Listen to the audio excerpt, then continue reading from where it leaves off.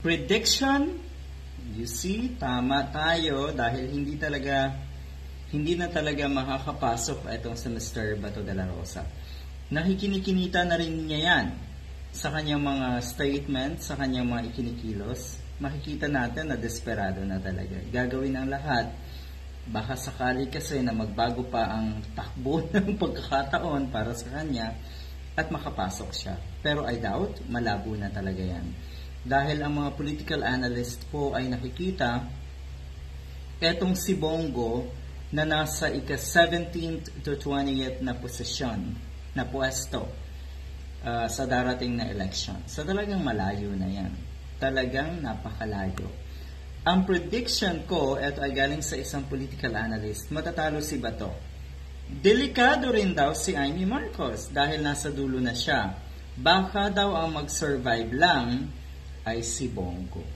Yan. Dahil 9 to 10 sa administrasyon, sa line-up ni PBBM ay sigurado daw na makakapasok. Ang saklap naman. Tignan nga natin maigi itong report na ito. Political analyst and former presidential advisor, Secretary Ronald Llamas Baird, his fearless forecast for senatorial candidates, including re-electionists in the 2025 midterm election. Yun lang. On the other hand, Llamas believed Senator Bongo would emerge victorious alongside 9 to 10 others belonging to the Alyansa para sa Bagong Pilipinas slate of PBBM. Ito po ay nakikita natin din sa mga survey na nilalabas ng iba't ibang survey organization or company.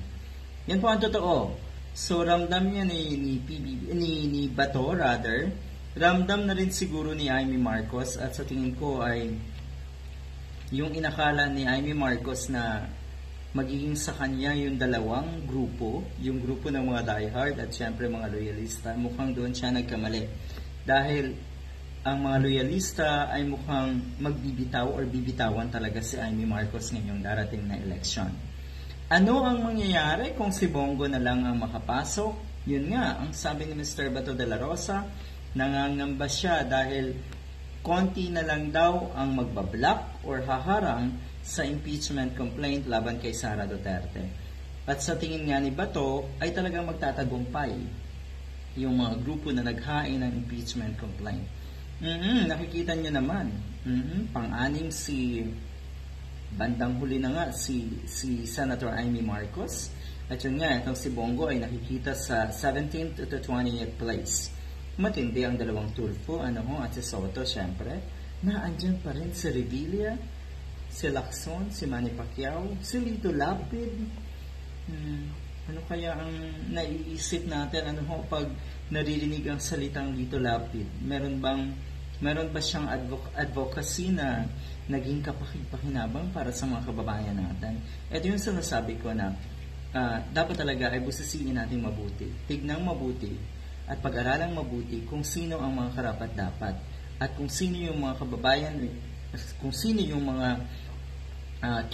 candidates na may totoong pagmamahal sa ating bansa at may totoong magandang layunin para sa mga kababayan natin. Katulad ni na Kiko Pangilinan, katulad ni na Bam Aquino. Dapat talaga ay maisama ang mga katulad nila dahil subok na. Bukod sa subok na, syempre, marami pa po silang magagawa para sa bansa natin. May dunong, may sapat na dunong, hindi katulad ng mga ng ilang senators na sina Robin Padilla. Importante ang dunong at importante yung may pagmamahal sa ating bansa. Magiging senators ng ating mga kababayan at hindi senators ng iilan katulad ni Digong or ni Robin Padilla na Bato de la Rosa at Bongo na senators lang, syempre, ni Digong. Good luck!